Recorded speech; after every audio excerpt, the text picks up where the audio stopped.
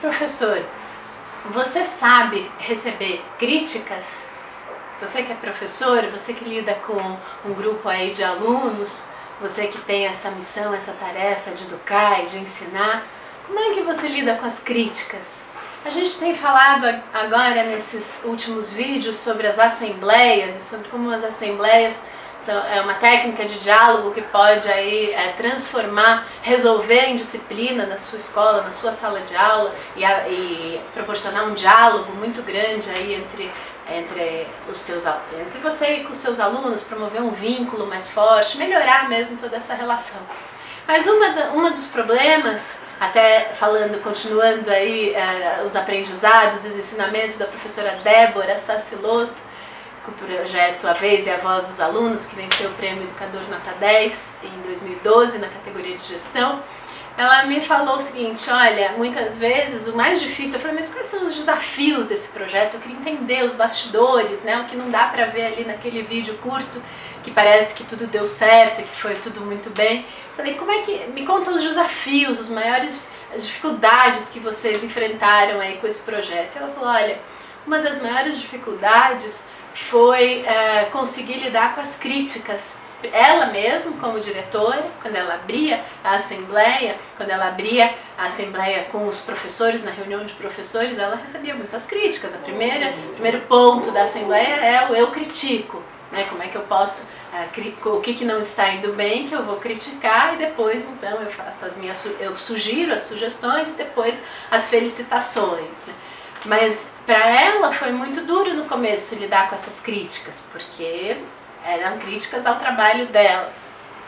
Mas depois ela disse que ela conseguiu enxergar nessas críticas uma oportunidade de buscar soluções, né? Porque eram coisas que ela não estava conseguindo perceber. E os professores muitas vezes não estavam conseguindo entender o trabalho dela, todo o processo que tem por trás de um trabalho, de uma direção, de uma escola, todos os processos que você precisa seguir. E muitas vezes as coisas não dependem da vontade dela, né? Não é ela só mandar e que a coisa acontece. Não, tem outras pessoas envolvidas, outros processos. No caso era uma escola da prefeitura, então tem toda uma estrutura por trás. Então um começou a entender o trabalho do outro, né? E aí então as críticas foram críticas construtivas. Ela começou a enxergar as críticas como oportunidades de melhoria e de fazer um trabalho melhor e de conseguir mostrar realmente o que está por trás do trabalho dela. Mas falando do professor, ela fala também, uma vez teve numa sala, uma das alunas colocou uma crítica, né? Eu acho que era uma professora de educação física, se eu não me engano. Falou, olha, naquele dia eu critico porque a professora chegou de mau humor, um pequeno grupo de alunos, acho que os meninos ali, um pequeno grupo dos meninos que estava fazendo bagunça, e ela simplesmente suspendeu toda a atividade que ela iria dar, que seria um jogo, uma coisa legal, ela suspendeu toda a atividade para a turma toda, por conta de um pequeno grupo de alunos. Isso é uma queixa recorrente também, né? Às vezes por um pequeno grupo que está conversando, que está fazendo alguma bagunça, o professor já dá uma punição, já dá uma sanção para aquela turma toda, e eles se sentem muito, isso gera uma sensação muito de injustiça, né? Poxa vida, mas eu não estava conversando, eu estava me comportando, eu queria prestar atenção, ou eu queria fazer essa atividade, de repente eu levo uma sanção que é para todo mundo, né? O aluno se sentiu injustiçado com isso.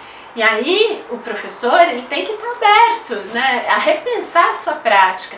Será que essa crítica desse aluno não é uma oportunidade para ele repensar a sua prática? Nossa, realmente, será que o que aconteceu naquele dia? Será que eu cheguei mesmo de mau humor? Será que eu trouxe eu trouxe os problemas, sei lá, da minha casa, da minha vida, e acabei descontando nos alunos? Quantas vezes a gente não faz isso, né? A gente faz isso muitas vezes com os nossos filhos em casa, com nossos companheiros, né? Com o nosso marido, com a nossa esposa, e muitas vezes a gente faz isso com os nossos alunos também, né? É vínculo, a gente está falando de relacionamento, e a gente tem que conseguir um pouco separar e entender, primeiro perceber as nossas emoções, como é que a gente está, E aí conseguir trazer, se eu vou começar uma aula, se eu vou começar uma conversa, dar uma respirar, trazer uma presença, né, um centramento, para deixar aquelas emoções ali não muito boas, aquela raiva que eu estou sentindo, de fora da sala de aula, né? Não trazer isso para dentro da sala de aula, porque muitas vezes eu estou descontando em quem não tem nada a ver